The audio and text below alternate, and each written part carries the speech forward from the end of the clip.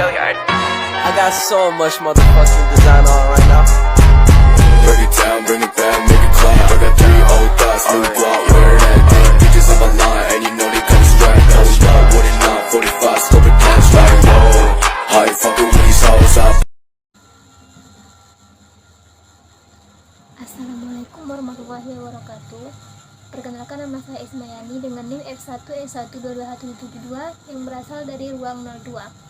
Baiklah, pada video kali ini saya akan mempresentasikan paparan materi mata kuliah Sistem Operasi dengan dosen pengampu Bapak Zainil Abidin ST MNG. Untuk materi pertama yaitu Sistem Operasi. Sistem operasi desktop dan server pada dasarnya lebih kompleks daripada sistem operasi yang berjalan pada perangkat tujuan tunggal seperti firewall atau ponsel. Dari set-top box sederhana yang menyediakan antarmuka menu untuk penyedia kabel hingga superkomputer dan cluster komputasi paralel yang masif. Istilah umum sistem operasi digunakan untuk mendeskripsikan perangkat lunak pada sistem operasi yang diboot dan dijalankan pada perangkat tersebut. Perangkat lunak pada sistem operasi adalah perantara antara pengguna dan perangkat keras. Perangkat lunak meliputi perangkat lunak sistem, aplikasi, dan sistem operasi. Pengguna komputer pada saat ini memiliki pilihan terutama antara 3 sistem operasi utama yaitu Microsoft Windows, Apple macOS, dan Linux.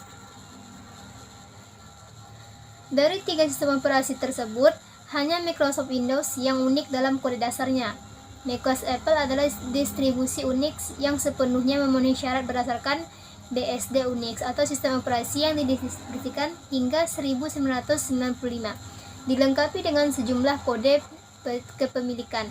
Ini berjalan perangkat keras yang secara khusus dioptimalkan untuk bekerja dengan perangkat lunak Apple. Linux dapat berupa salah satu dari ratusan paket distribusi yang dirancang atau dioptimalkan untuk tugas apapun yang diperlukan. Hanya Microsoft Windows yang didasarkan pada basis kode berpemilik yang bukan berbasis Unix ataupun Linux. Seorang pengguna dapat dengan mudah berinteraksi dengan salah satu sistem ini dengan menunjuk dan mengklik jalan mereka melalui tugas produktivitas sehari-hari. Semuanya berperilaku sama terlepas dari sistem operasi yang mendasarinya, kecuali untuk Windows yang sebagian besar dikelola oleh GUI. Sebagian besar tugas administrasi sistem dilakukan menggunakan perintah yang diketik di terminal. Administrator yang akrab dengan Unix biasanya dapat melakukan tugas pada sistem Linux dan sebaliknya. Banyak fungsi baris perintah Linux juga memiliki persamaan Microsoft yang digunakan administrator untuk melakukan pekerjaan mereka secara efisien. Dan materi kedua yaitu manajemen proses. Proses merupakan sebuah program yang sedang dieksekusi, sedangkan program adalah kumpulan instruksi yang ditulis ke dalam bahasa dimengerti sistem operasi. Sebuah proses membutuhkan sejumlah sumber daya untuk menyelesaikan tugasnya. Sumber daya tersebut adalah berupa CPU, time, alamat memori, berkas-berkas, dan perangkat-perangkat, 1 atau 0. Sistem operasi mengalokasikan sumber daya tersebut saat proses tersebut diciptakan atau sedang diproses atau dijalankan. Ketika proses berhenti dijalankan, maka sistem operasi akan mengambil semua sumber daya agar bisa digunakan oleh proses lainnya. Pada saat akan menjalankan suatu proses, maka terdapat beberapa status proses yaitu new, ready, running, waiting, dan terminate, atau sebagai tempat diberhentikan. Terdapat gambar proses dalam sebuah prosesor. Pada gambar proses di samping, terdapat beberapa langkah dalam mengeksekusi satu proses, yaitu sebagai berikut. Yang pertama yaitu new, merupakan pembuatan proses yang baru yang akan dieksekusi. Yang kedua, ready, pada saat proses ini dalam satu siap dan akan dieksekusi. 3. Running, yaitu pada saat instruksi dari sebuah proses, barulah proses dieksekusi, karena CPU tidak memiliki tugas lain. Keempat, waiting, di mana proses sedang menunggu dalam penyelesaian proses agar siap dieksekusi. 5. Running, proses dijalankan atau sedang dieksekusi. Yang keenam yaitu terminates atau diberhentikan ketika proses telah selesai dieksekusi.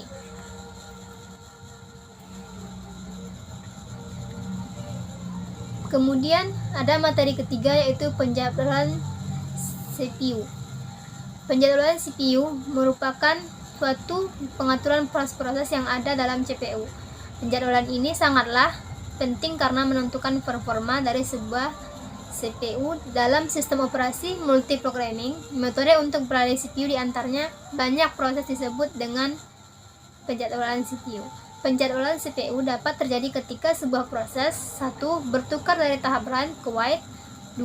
Bertukar dari tahap run ke ready, 3. Bertukar dari tahap wait ke ready, dan keempat, batal atau terminal.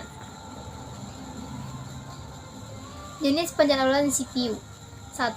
Penjadwalan First Come First Served atau FCFS.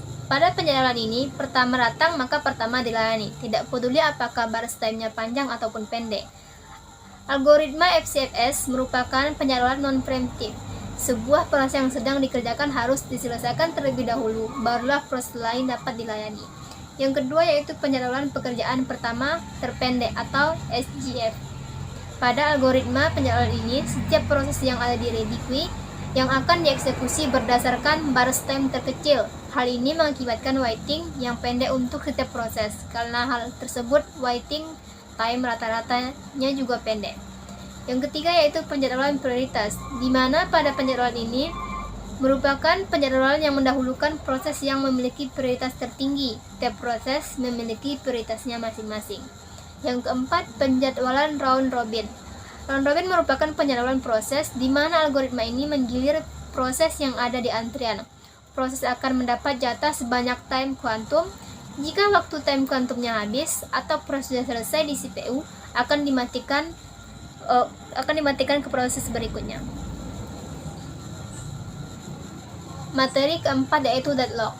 Deadlock merupakan suatu kondisi di mana proses tidak berjalan lagi ataupun tidak komunikasi lagi antara proses di dalam sistem operasi. Deadlock disebabkan karena proses yang satu menunggu sumber daya yang sedang dipegang oleh proses lain yang sedang menunggu sumber daya yang dipegang oleh proses tersebut. Deadlock adalah masalah utama dalam penggunaan data secara bersama-sama. Adapun metode untuk menangani deadlock yaitu 1. Deadlock prevention, melakukan spooling perangkat-perangkat yang harus didedikasikan suatu proses. Yang kedua yaitu deadlock evidence, atau proses harus menyatakan seluruh sumber daya maksimum yang dibutuhkan sebelum dieksekusi. Ketiga, deadlock detection, untuk mengetahui ada atau tidaknya deadlock dalam suatu graf dapat dilihat dari putaran dan resort yang dimilikinya, yaitu jika tidak ada perputaran berarti tidak deadlock, jika ada perputaran ada potensi terjadi deadlock. Yang ketiga, the result dengan instan tunggal dan perputaran mengakibatkan deadlock. Deadlock characterization. Dalam sistem komputer, deadlock muncul ketika 4 kondisi terjadi secara bersamaan. Ketika semua kondisi ini terjadi pada saat yang sama, maka hanya deadlock yang dapat dibuat di antara proses. Kondisinya adalah sebagai berikut. Yang pertama yaitu mutual exclusion, di mana pengecualian bersama berarti hanya satu persatu. Yang kedua, hold and wait, ketika semua proses memegang beberapa sumber daya dan menunggu agar resource lainnya menyelesaikan eksekusi, maka situasi ini disebut dengan hold and wait. Yang ketiga yaitu no preemption, jika suatu proses memegang beberapa sumber daya, itu tidak ada dapat diambil sampai proses selesai. Yang keempat yaitu circular wait, setiap proses sedang menunggu untuk mendapatkan resource yang ditahan oleh proses lain sedemikian rupa sehingga membentuk suatu siklus. Dan untuk materi terakhir yaitu materi kelima, merupakan manajemen memori utama.